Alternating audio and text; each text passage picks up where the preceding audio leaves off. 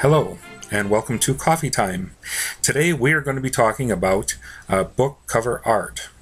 Book cover art is one of my obsessions about books. I love book cover art. My wife is always wondering, why are you getting that book again? You have 3 copies already. Well, it's the cover art. And whenever you go to yard sales, which we constantly do, we're always going to book sales, bookstores. One of our favorite bookstores, it's a used bookshop out near Stowe, New York, and it's called Barry's Bookstore, or Barbara Barry's bookstore, and they have like this huge barn full of books. I mean, it's like upstairs, downstairs, like 3.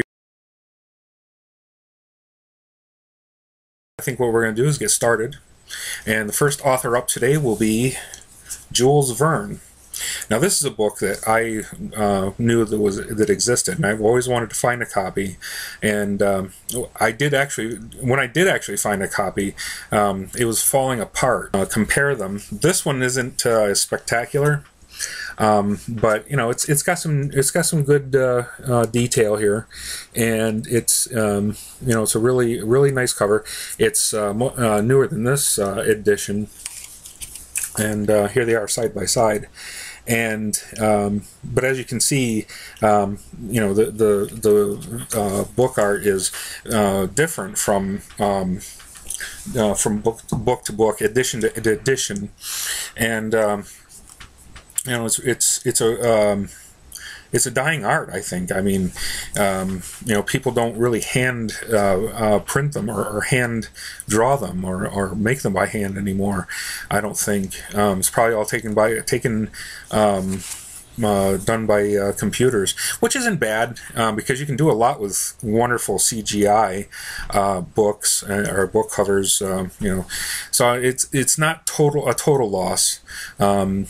But you kind of look for the days when Boris Belliot was just absolutely spectacular.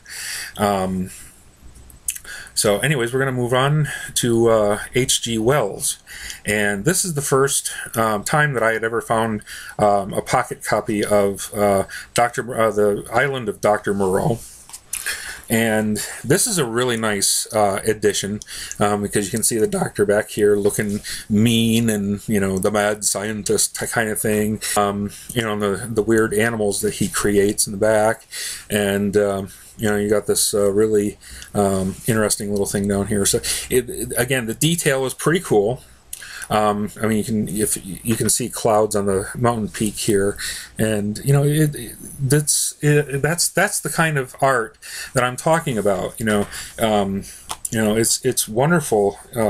It's wonderful art, and I think that somebody should put together some art books. For an art school textbook, and and showcase these covers, because while you don't want it to be a dying art, you want. And the next one is the infamous War of the Worlds. Now, this is a great cover. You got the little spindly legs there, the tripods, and the ominous looking arms, and the death ray coming out, and it's really a truly it's not really grotesque, but it gives you a little bit of a, oh my god, this is really cool kind of thing. And I mean, it's a wonderful cover. And then there's the H.G. Wells, The Time Machine, and The War of the Worlds. And this has got a foreword by Isaac Asimov in it. And the cover art's pretty cool. And since it's the time machine, you can see the time machine there. And then in the background, you can see the Martian, little stilt walker there, and the horizon, and the ruins of the city and back there. I mean, it would be really nice if this was the entire cover. But it's a nice little picture. It's really it's really nice. And then there's this copy of War of the Worlds, and you got a little bit of a shadowy kind of effect going on. The Martian is a little bit more rugged, you know, with the robotics. Stilts and, you know, the legs, and but then you have ruins here, and I guess, okay, that's the ruins of a forest. Oh, and then of course I hope everybody knows that at the end the Martians get theirs.